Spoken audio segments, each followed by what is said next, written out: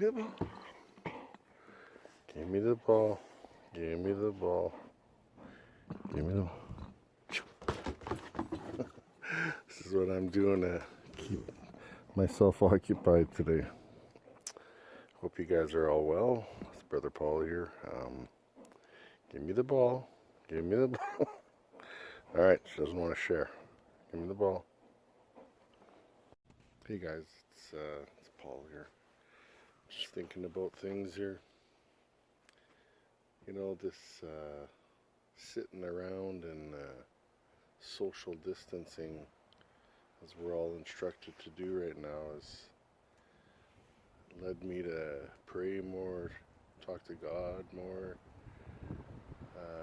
Kind of been really, really reflecting, on Psalms 91, and I've been dissecting the Lord's Prayer.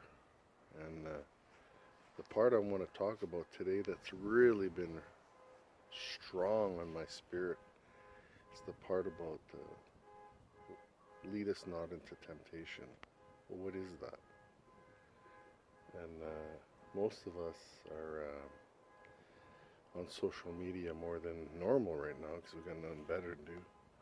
And it's amazing. It's absolutely amazing how people let themselves be led down a thinking aisle, I'll call it.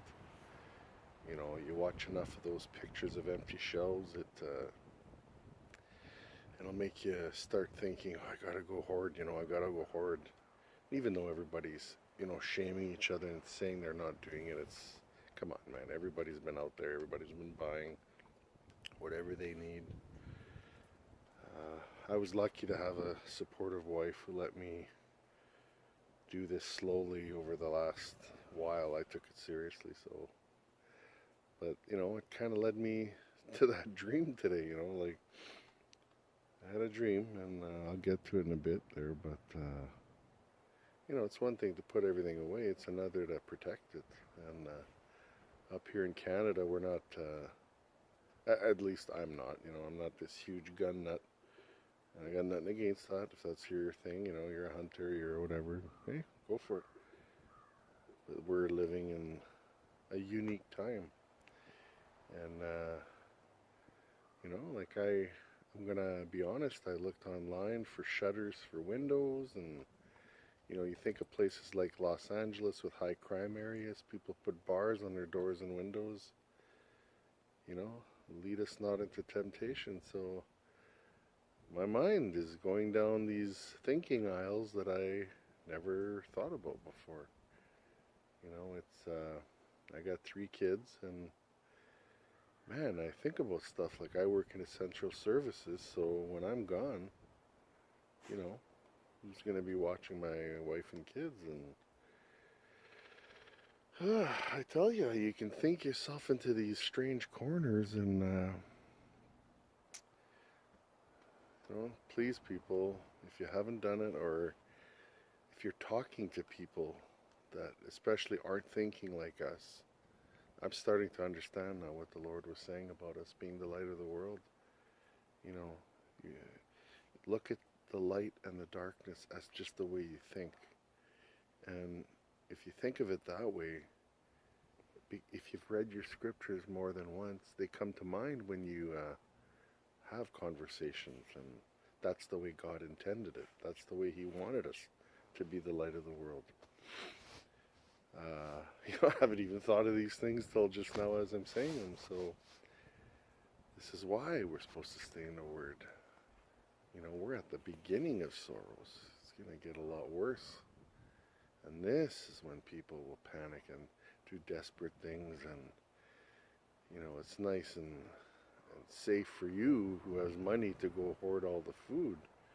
But the ones that don't have any, they're the ones that are going to probably start diluting. And I shouldn't say that, because anybody is capable of anything. That's why God says that there's not one of us that's good. Not one of us. So this is me just saying this for food for thought. Not trying to start a fight with anybody. I'm not trying to be a know-it-all. Just really evaluate how you're going to you know, arrive at the decisions you're going to do. But I'll end this segment and I'll jump into the dream I just had. Just had a dream and a little bit of a nap on the Saturday here. I just want you guys to know that the kind of relationship I have with Jesus, he doesn't always give me what I want, but he tells me what I need to know. And I had a dream, and it actually seemed quite a bit like something I had just watched, a television show that I've been watching on Netflix. It was just a fantasy whatever.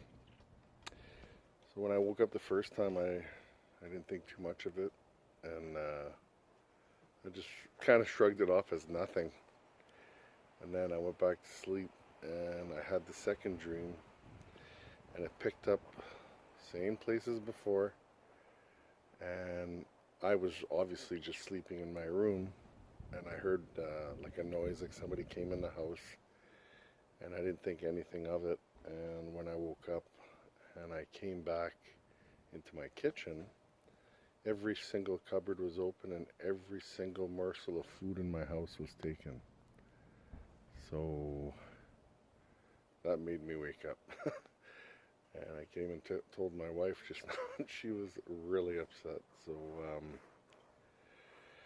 I don't know. Don't know if this was from the Holy Spirit. I'm not too sure, but definitely something to think about. You know, we're always thinking about, you know, going out shopping and getting everything, but I didn't think about the security part as much as some others. I'm not like a gun enthusiast, or I'm not a person that stockpiles, you know, hunting guns and stuff. So kind of caught me by surprise. Anyway, just figured I'd share this. Have a wonderful day. Sun's out, starting to get nicer. My social distancing is sitting in my yard with my dog. All right. Bye, guys. Have a good day.